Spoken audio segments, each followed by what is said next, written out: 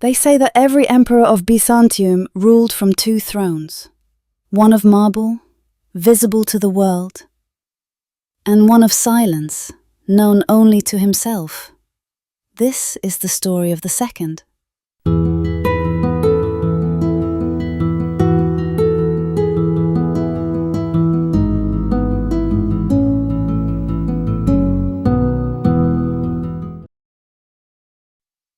Long before he wore the purple, before the triumphs and titles, before the endless evenings of incense and protocol, he had been just a man, a soldier's son, with sand under his nails and dreams that outran his coin.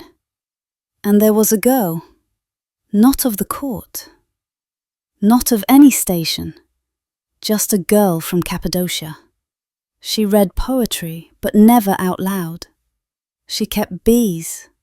She spoke with the kind of clarity that made silence feel like clutter. One spring, when the wind still held the smell of almonds, he asked her to marry him. She refused. Not cruelly, not even sadly. She said, "I was not made for palaces, and you were not made to leave them." And then she walked away. Years passed. Power, as it does, found him.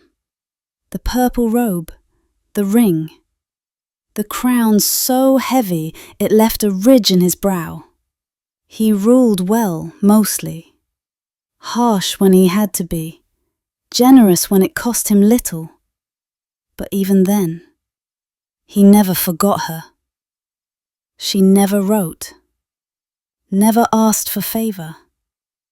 She married no one, and somewhere beyond Nicomedia, she tended her bees.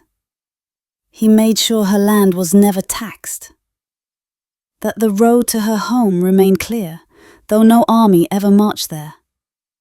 He gave instructions that her name was never to be recorded in any ledger. But he remembered it, and on the days when betrayal stung deeper than usual, when ministers flattered too easily or enemies bowed too low, he would pause in the hall of maps, look eastward and think of her. Not out of regret, not desire, but out of necessity. Because for all the splendor, for all the weight of empire pressing on his shoulders, she was the one thing he had loved that he could not possess. And that made her holy. It's said that once, when a captured traitor begged for death, the emperor nearly obliged. But just as he reached for the seal of execution, his hand stopped. Mid-air, because he remembered. He remembered a woman who once looked into his soul and walked away. Not because he wasn't enough, but because she wouldn't be claimed. The empire didn't know it, but it was that memory, that refusal that kept their emperor human. And in time, it became more than memory. They say that once a year, always on the third Thursday after Pentecost, a procession took place in the eastern quarter of the city. No heralds announced it, no banners flew. There was no gold, no choir, no imperial decree, just a woman in plain robes, her head uncovered, her hands carrying a basin of spring water and a small bundle of beeswax candles. She would walk from the old cistern near the church of St. Thecla to a single stone arch just outside the city's second wall.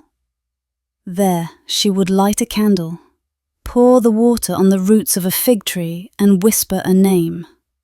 No one knew whose name it was, or why the fig tree mattered, or why this day of all days had been chosen. But each year a different woman walked the path, always silent, always alone. Some said she was a nun, others an orphan from Cappadocia chosen by lot. There were whispers, quiet, persistent, that the tradition had been ordered by an emperor long ago, in memory of a woman who had once said no to him. No one knew her name either, but the emperors remembered. And so did the bees. For 200 years, the fig tree blossomed, even in dry seasons. The water basin was never stolen, and the candles never blew out, even in the wind. Then in 1453, the procession did not happen. The fig tree was cut down to build firewood for the final defense. The eastern quarter burned, and the name, whatever it was never spoken again.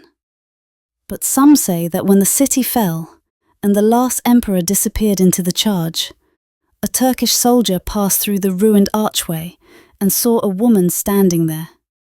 She held a candle that burned without smoke, and before he could speak, she vanished. The empire fell. The tree was lost. The candle burned out. But what held the emperor was never the crown, never the sword, never the throne. It was a girl who said no, and the memory of her, carried in silence, honored in ritual, never spoken aloud, outlived them all.